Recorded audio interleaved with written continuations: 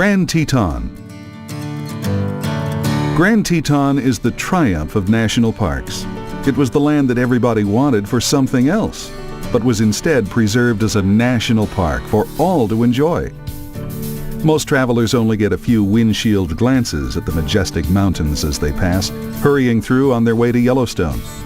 The good news is, this means you won't have to share the grandeur of Grand Teton with quite so many others.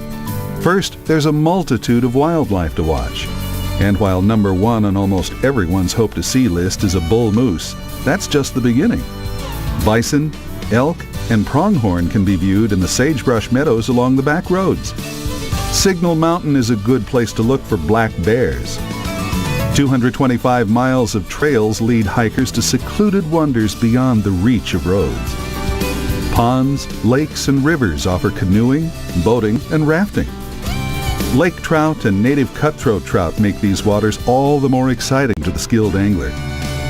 Eagles, hawks, pelicans, herons, geese, and osprey, among others, ply the skies and the waterways. They are sustained by the land and waters our forebears had the wisdom to preserve.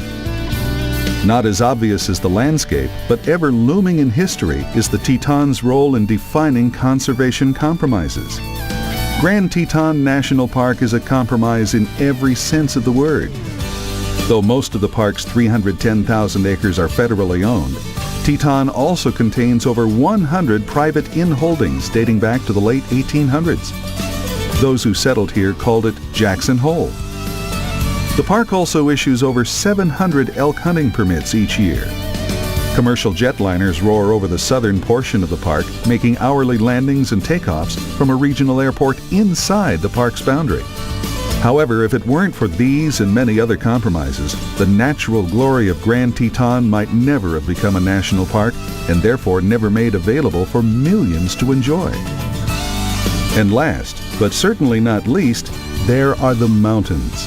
Archetypical mountains, they are towering, majestic peaks, glacially carved and snow-adorned.